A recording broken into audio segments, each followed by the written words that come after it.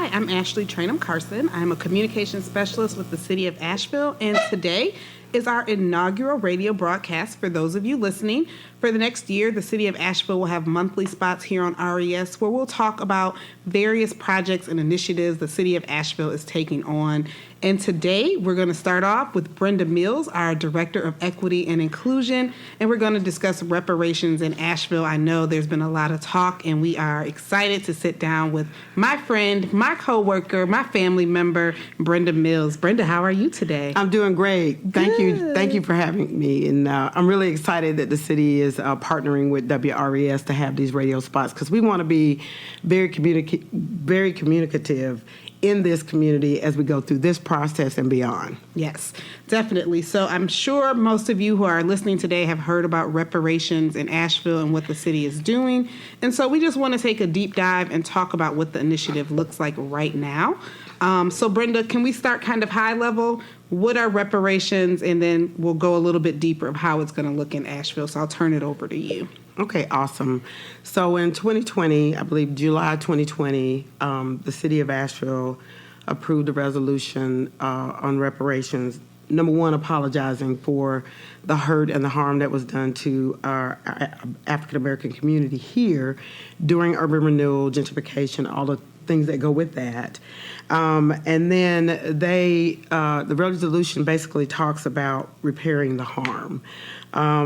You know, when we talk about reparations, we talk about making amends for injury done, and we really are talking about a lot of things because we are, unlike a lot of communities across the United States that are embarking on reparations, we are covering 5 areas: criminal justice, education, economic development, health and wellness, and housing. And so we got a broad spectrum of things that we're going to look at reparations from those 5 arms and then really work with the 25-member commission to start creating recommendations for City Council to approve and to look at in terms of repairing the harm for Black Asheville. Thank you. And we'll talk about the commission a little later, but can you just talk about what your position as the new Equity and Inclusion Director with the city, what role would that play in this initiative? Okay, so Equity and Inclusion Department will be leading the project called Reparations. Myself and my staff will be working with the project manager, who is Tequity LLC. The project manager manages all the processes that go along with having the board, which we are planning to have seated this year. Mm-hmm. The process is due to complete in 2023. I'm going to say late summer 2023. And so I manage the contract. The contract includes Deborah Clark-Jones, who is the owner of Tequity LLC. She has an assistant project manager, an administrative assistant, and 5 facilitators who will help with the small groups in those impact focus areas we talked about just previously.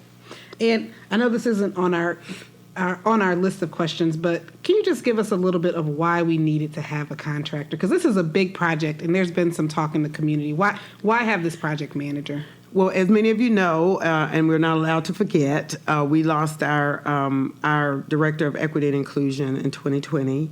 And then the other 3 staff members summarily found wonderful opportunities, and they landed in really great places, and we missed them. But we have no staff, so I became the interim this year in July, permanent director in October. We're still getting staff online. And we currently already have 2 boards. So the African American Heritage Commission, which I am liaison for, we've hired some staff. The analyst will be the staff liaison for the Human Relations Commission. And then the big one, the Community Reparations Commission, it's a huge task. This isn't like any regular advisory board that we've had before. It's number one, it's 3 times bigger than what we usually have. I think most of our boards are somewhere around 9, 11, maybe 15 members. And then there's specific there's a specific role for this board to come away with short, medium, and long-term goals. So she'll be she's taken all the applications. She helped us put the applications together. She's helped us with the information sessions. She's going to work on some guidelines for approving specifically the impact focus areas. Those folks will be interviewed. The neighborhoods will be approved by council with no vetting. And then the 5 facilitators will make sure that those small groups in the areas of criminal justice, economic development, education, housing and health and wellness meet several times a month, and then along with the larger group. That's a lot. Mm-hmm. And keeping that, and then on top of that, what people can expect to see is presentations, resources being provided to them, information so that they make some of the best recommendations possible, right? So that's a big task, and it's a task enough just to manage the project manager. Mm-hmm. Understood. Yeah. So jumping into what you were talking about with the commission, so give us the breakdown again of how many people in the commission, how those what the roles are, there's areas, and then deadlines, because those are coming up soon. Those are coming up. Thank you. We want to really highlight that this week. So the commission is 25 members. 15 of those members come from neighborhoods, and those are neighborhoods who are historically impacted by gentrification, urban renewal, and they're African American. So let me list those neighborhoods for you. East and Valley Street, Burton Street, Shiloh, Southside Community, Heart of Chestnut Hills, Public Housing, and I have one more that I Stumptown? Stumptown. Can't forget the wonderful Stumptown members. And out of all of those, in addition to that, we have the Public Housing. Every one of those communities have 2 representatives, except for Public Housing, who has amassed a larger footprint of community, and each of them will nominate 2 persons to represent them. The other 10 impact areas the other 10 spots involve the impact focus areas. 5 of those will be seated by the City Council. The other 5 will be seated by the Board of Commissioners. And so we are really encouraging folks, if you have expertise in those 5 areas, to go ahead and apply online at the City of Asheville's Reparations project page. And put a plug in. I know a lot of people were thinking that this commission was only going to be for our African American residents. That is not so. Brenda, do you want to kind of talk about that? I do. We're a public entity as a city, and this county is a public entity as a county. And all who have expertise in those 5 areas are welcome to apply. I think people are feeling some kind of way because it does involve our majority African American community. But I want to say a couple of things. Number one, we encourage all people to apply who have the expertise. You will be interviewed for that once council chooses who they'd like to interview to nominate for those positions on the city side and on the Board of Commissioners side. But also, I want to give a big shout out to our African American community, because we got started really target calling a lot of folks before Christmas. And it's amazing the resources, the expertise we have in our African American community in those areas. Mm-hmm. But we really do welcome all folks who have some expertise, because the way the board works is that neighborhoods, although they may have expertise in all the 5 areas of impact areas, they know their neighborhoods. So they're coming to you, understanding what has impacted them on the east, west, south side of Asheville. And then the impact focus area folks are just bringing their expertise. What does it look like to have affordable housing? What is housing like here? What is the median income? Those types of things that everybody doesn't always come to the table with. Talking about criminal justice system, well, you have to understand the system in order to make changes. Those folks will have key contacts within those areas to be able to help us make as best recommendations to city councils as we can. So I really encourage all to apply. And just to kind of reiterate, I think that people, or what I've heard or what I've seen online, are people not necessarily understanding that this is going to be recommendations to council. So Correct. This board is going to, I don't want to step on your toes. So you tell us, what will this board do? What's the end goal in 2023? So the end goal in 2023 is that this council would have received short-term, so this first 2 quarters of 2022 short-term goals, Last 2 quarters of 2022 will be the medium goals. So those may take 3 to 5 years to implement. Short term will be something we can go ahead and start doing. There may be things we didn't think about we can already start doing, education, programs, making people aware of stuff. And then the longer term goals will be anything beyond that 5 years. And so council will receive those recommendations and start considering those recommendations. I don't know how, there's no detail about that yet, but they will be making recommendations. And I want folks to understand, don't get discouraged. The Community Reparations Commission will make those recommendations. Those will be on the public record as recommendations that are being made. And then council will work with staff and possibly some form of the board after it finishes its work to begin thinking about what does that look like for the community. And so, they're advisory only. Mm-hmm. Thank you. So for those who can't serve on the commission, don't have the time or don't have the expertise, or Right. Everybody can't serve. Right. How can people stay involved in the process? Well, Keep up to date. I am so glad you asked that because there is a support interest form on the reparations project page as well. If you fill that out, you can tell us how you would like to be a part of this project. You may have technology you want to share. You may have an idea for childcare. You may have expertise in one of those 5 areas and want to be a speaker or a presenter or provide materials. We will take all help, and we want all folks to be involved in this project. Thank you, Brenda. And then just kind of talk about, we know that this is a big undertaking. We know that we have our people who are on our side, and we also have our naysayers. What do you say to those who say this can't or won't happen? It's happening. I think we have to keep a positive outlook. We know what's happened in the past. And, for any of us as human beings, we know that we use the past to make the present better. And then we use the present to plan for the future.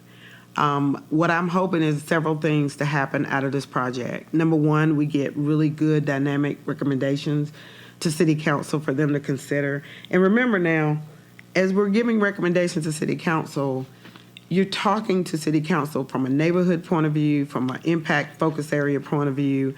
You know what you need for your communities to grow and to thrive. Really speak to that. And the other thing I want people to remember is this is a public process. So even though this group will be meeting on a monthly basis throughout 2022 and 2023, we will be taking feedback. Just like we do with our engagement hub now, we will be taking feedback from the public, from all areas of neighborhoods.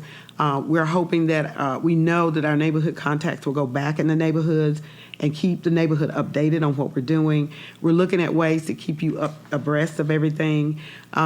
It takes time for change. Change is not an easy thing. And when you talk about really having an impact on a community, we really need to dig deep. This is not going to be easy work. And so we want people to stay focused. If you have any questions, please call our office. Please make your concerns known. I love questions. There's no question that's too hard or that we don't want to answer. So we want people to really make sure that they're focusing in and keep focused on what we're doing and make sure to ask any questions that we can answer for them. All right. Well, thank you, Brenda Mills. That's the questions I have for you today. Anything else you want to add before we end today? Yes, I want to put a big push out there. Saturday, January 15th, 2022 is the deadline for all applications for the neighborhood nominations, which they're up and running and doing what they need to do. And if you're interested in any of the impact focus area, criminal justice, education, economic development, housing, and health and wellness, please apply or give us a phone call. So we've heard a lot of reparations nationally. We know some cities, not a lot, are also trying to tackle this subject. What are some examples of reparations in the United States, and kind of how has that informed our work? I know you've had some conversations with other municipalities. Yes. Now, I know, there's been some level of reparations for the Indian nations as well as for the Japanese. I don't know as much about those, but I do know Evanston, Illinois, looked at reparations around housing. We had a very wonderful call with them, just kind of comparing our processes. This is all new for everybody. And I want people to understand that there's no pattern right now that we're following. We may make some mistakes and we may make some missteps, but that's why feedback is important. We also talked to Oak Park, Illinois. They have been doing a particular initiative and are getting ready to look at reparations, and they wanted to talk to the City of Asheville. So I had the very wonderful opportunity with the mayor and a couple of our council members to really talk with them about what we're doing here moving forward. But I would say that our project manager actually knows Mr. William Darity, who wrote the book around reparations. So we'll be bringing him here to do some speaking to the commission and probably to the public to really talk about what is really reparations and what can we really expect locally. We know on the national, the federal level, there's a HR 40 bill talking about reparations. So we're looking at the Biden administration as they kind of wrestle through a lot of that. We know what's taking up a lot of their time right now is the Build Back Better policy, but we're looking to them and some guidance around that. But I do also want to make sure that folks understand that there's no guidebook right now. So we're reading as much as we can. I do know the project manager has all of the facilitators reading books. We're providing them as much resources as we can. Beyond the expertise that they bring in the different 5 areas, they've also been reading about reparations and the types of things that we can do. We know that there's going to be some challenges, so I want people to expect that. But as long as we are doing things within the boundaries of the law, I think, there's always going to be naysayers and people who are not interested in this. But we are continuing to reach out. We're continuing to go to webinars. So as much as we can educate ourselves and our commission and our community, we will do so.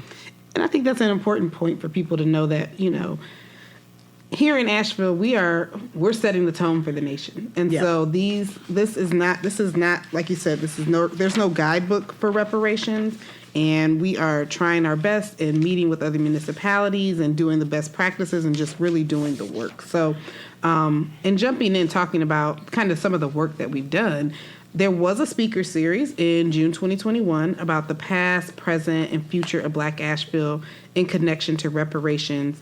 How was that event and what came out of it? That event was great. June 3, 10, and 17 of 2021, we started off with a speaker series and truth-telling. I thought it was great, but I also know we need to expand on that, so we're looking at doing some more of that, this year. You can find all of that information along with the reparations project main information at Public Input, that's publicinput.com/AVL reparations, and it should take you to the project page. If for some reason, I just tried it, but if for some reason it doesn't work, you can just contact me or go to the City of Asheville's main page, asheville.nc.gov. Go to the bottom left to the city's hub site, and it'll take you to all the project pages. And I just want to give a plug for that project page. So that project page has all of the YouTube videos from the speaker series. Yes. You'll be able to see, I think, some of the agendas and things like that we've talked about. So yes, it's a really good place to see everything. Any press releases that the city has put out about reparations, we're going to find there. That's going to be your hub for information. So we know that sometimes getting onto the main website can be a little bit difficult, but once again, if you go to publicinput.com/AVL reparations, you'll be able to find a host of information. And I believe Brenda's contact information is there too. So she keeps saying contact her, so that's where you'll find that information. That is correct. And then we're kind of wrapping up again, but what are you most excited about in 2022? Number one, I'm excited that we have been able to garner some very wonderful staff for the Equity and Inclusion Office, including myself. I serve as its director. We have hired 3 persons. We will have a person who leads in training as a training consultant. They will be training with our internal staff, and then, down in the future, we'll look at doing some external training as well. We have an analyst who will be working with our Human Relations Commission, working with our non-discrimination ordinance, and working on policy and data for us. And then there's a third person who we will be bringing out in the community. All of our staff will be out in the community, but his specific role is to do outreach in our underserved, unheard communities, working in partnership with communications and public engagement in the neighborhood services. Yes. So good things coming, Right. fully staffed up. I think that's also something we should reiterate. The Equity and Inclusion Office is fully staffed up now. As of the week of February 7th, everybody will be on board. All right. So we'll be doing the work, and Brenda has her troops and are ready to go. So, all right, Brenda. So once we have all of those applications received, what's going to be the process? So applications should be received by 11:59 on Saturday, January 15th of this week. So don't forget, I know it's a holiday weekend, so hopefully you'll have time to get that done. The project manager will be sending back to the neighborhoods all of the folks who are interested in being a neighborhood candidate for each of the neighborhoods that we listed. And then the impact focus area applications will be provided to the city clerk's office, and then they will be processing those to get those to our city council, board and commissions committee, and we will let everyone know when that date is for reviewing those applications, setting up the interviews, and then making recommendations to the main city council. Those will also, the remaining will be sent to our board of commissioners. They will do the same process, and then once everybody's chosen, we will seat the commission in late February, early March. And then we will begin with a major orientation session for the Community Reparations Commission. And then we'll be off and running. All right. Thank you, Brenda. So once again, for our listeners, that application deadline is January 15th at 11:59 p.m.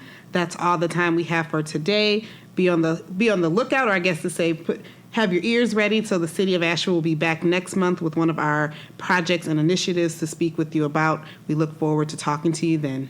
All right. Well, that's our time for today. Stay tuned. Next month we will have another topic, and we look forward to discussing with you the initiatives of the City of Asheville.